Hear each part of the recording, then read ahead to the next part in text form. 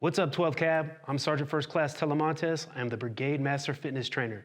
And today, myself and Sergeant Ashaw are here to give you guidance for physical readiness during the COVID lockdown situation. So, in the comfort of your own home, you can drop your PTs and pick up your spandex. Let's get started.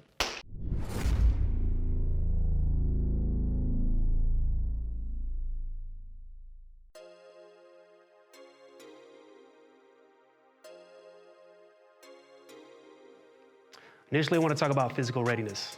Physical readiness is important due to the fact that we have to deploy, engage, and destroy our enemies. We also have APFTs and ACFTs to think about. We're going to be doing PRT in your own home or your rooms, so therefore we want to make it as safe, injury-free, and as effective as possible.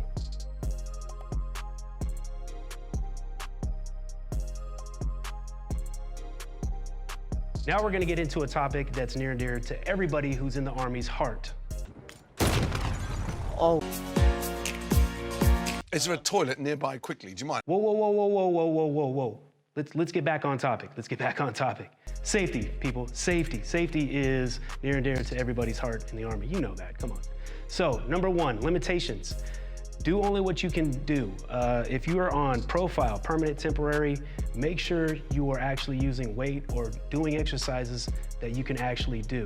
Just because it's on the piece of paper doesn't mean you can do it. I recommend that you go to your physical therapist or provider to make sure that you can do whatever exercise that you need to do or get the alternate exercises. Next, we're gonna get into safety in terms of weight. So if you're using weight, improvised weight like water jugs or your rucksack, anything that you're using, make sure you got a good grip on it. Make sure it's not something that's gonna fall out of your hand. Make sure it's manageable, something you can actually lift. Make sure that you're working on a steady surface, something that's suitable for your weight, such as stepping onto a tough box. If you're gonna step onto a tough box, make sure it can support your weight and it's not gonna break. Make sure it's weighted down so it doesn't flip over when you step on it.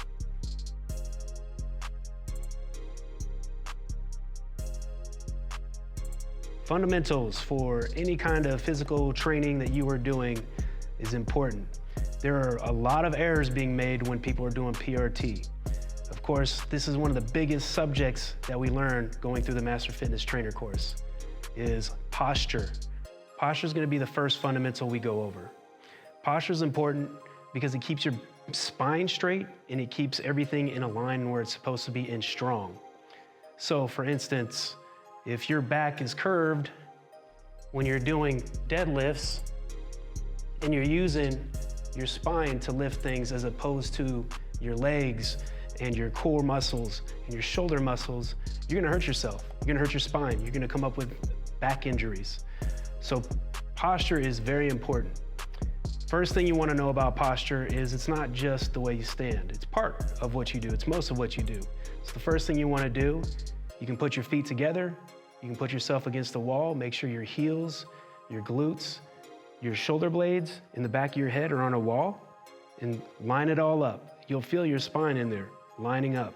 Then you want to bring your shoulders back and down. The wrong way to do this is to bring your shoulders back and up, or just back. You want to bring them back and down, naturally. The next part of this is actually engaging your core muscles within your abdominal walls, your inner abdominal wall. Don't crunch it, but your inner abdominal wall, you will feel it, okay? You wanna tighten that with your shoulders back and down, your head up, chin a little bit in, and this is gonna help you with your posture. Next fundamental we're gonna work on is lifting with your legs and lower back. This is how a lot of people get injuries because usually your legs can take a lot of weight. And a lot of that weight gets put on your spine. You gotta keep your spine straight during your leg and lower back exercises. Any exercise, to be honest, but it's something where people compromise their form to get the lift. And this is not what you wanna do. You wanna practice the opposite. You wanna practice the form before you actually get the lift. So proper form includes that spine.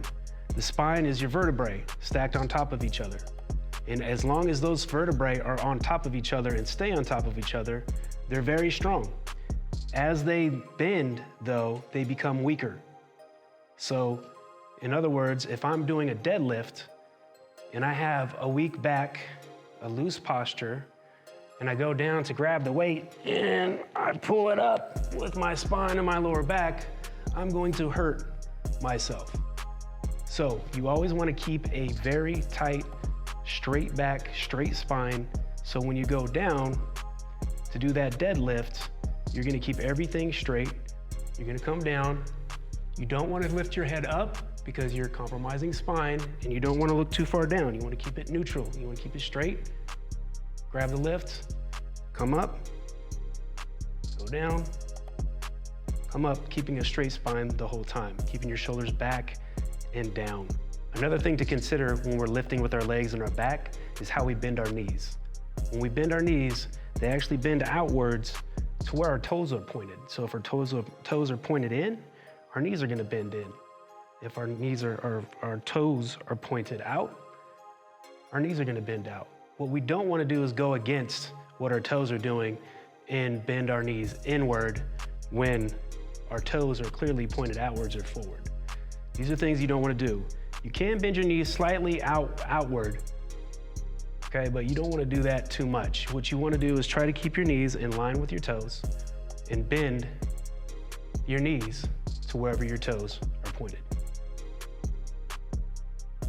The third factor of lifting with your legs and back to consider is your shins and your back should be parallel as you go down into a squat or a deadlift. So for instance, if I am doing a deadlift, I'm gonna come down and I'm gonna try to keep my back in line with how my shins move from the side, as seen from the side. So I'm gonna come down, keep my hamstrings long. I'm gonna try not to bend my knees until my hands reach them. As I go down, grab the load. I want to make sure that my back is parallel to my shins as much as possible. This is where mirrors come in handy. Then I'm gonna come up with the weight, go back down, keeping that neutral spine, making sure it's strong, and making sure that my back is parallel with my shins. This is gonna help you prevent injuries. This also helps you realize where you're at in the exercise and where to keep your back. The fourth consideration when doing or lifting with your lower back and legs is your tailbone, believe it or not. When you are doing squats, or when I am doing squats, my tailbone tends to curl once I get too low, and that's when your spine starts to lose that strength. Whenever it bends forward, backwards, left, right, whatever, it starts to lose its integrity and strength. So for instance, if I'm doing a goblet squat, I'm holding some weight right here, I do a goblet squat, and I come down, there's a certain point, probably past parallel, where my lower spine starts to curl in towards the back of my feet. And now I'm starting to compromise the strength of my spine. So when you're keeping your tailbone straight, sometimes you're not gonna be able to feel it. I can't feel it. I either A, have to have somebody help me and look at me from the side to tell me when I reach that point, or B, you're gonna need a mirror. So whether you do this with a buddy or you're doing this in the mirror or your spouse or a kid, your children, whatever you gotta do to not pass that point to where you're compromising the integrity of your spine. Otherwise, you're gonna get lower back pain and possibly cause injury.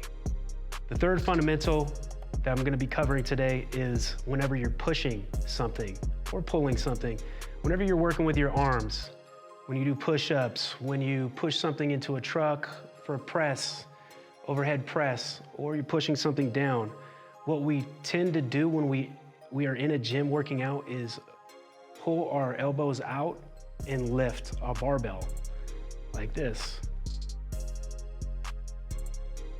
Or a barbell gets lifted over our head for the overhead arm press for our shoulders.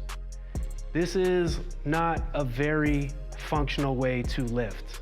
The reason is whenever we're doing something, whether it's putting a tent up into a truck or pushing a load in front of us, maybe from the front of the truck to the back of the truck and out of the truck, For pushing something, our elbows are usually in, close to our body. That's where we have the most strength when we push. So whenever you're doing push-ups, supine presses, over the head presses, all that stuff should be done with your elbows fairly close to the body. They don't have to, you don't want them out here.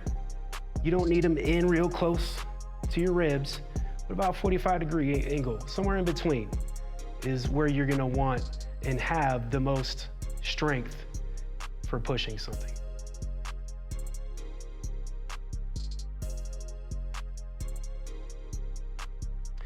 Note 1, when you're doing PRT in your room, it's very informal. You don't have to go by the numbers, but if you want to, RT, position of attention, move.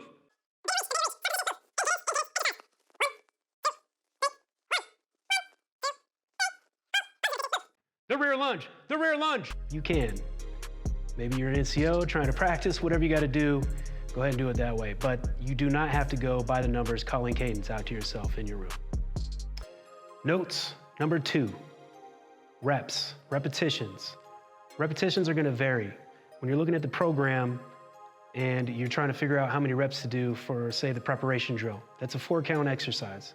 So you don't have to say it by the numbers, you don't have to do it in terms of calling it out, but in terms of actually executing the exercise. If it says 5 to 10 reps for a bend and reach, then you're gonna actually be doing 10 to 20 bend and reaches.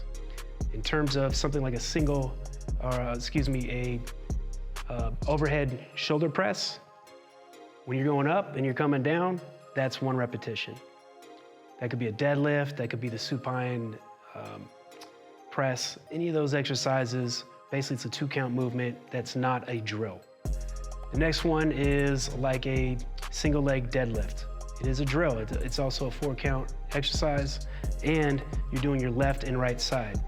So when you're gonna do 1 rep, you gotta make sure you include both sides. This concludes our introduction video. We hope that you learned something, you're gonna get something out of this. We also hope that you share this with your family. Please feel free to include your children, your spouse, hell, your dog, whoever wants to do PRT. Also, don't forget to tune in to the exercise videos following this introduction video. Have a 12th Cab Hood day.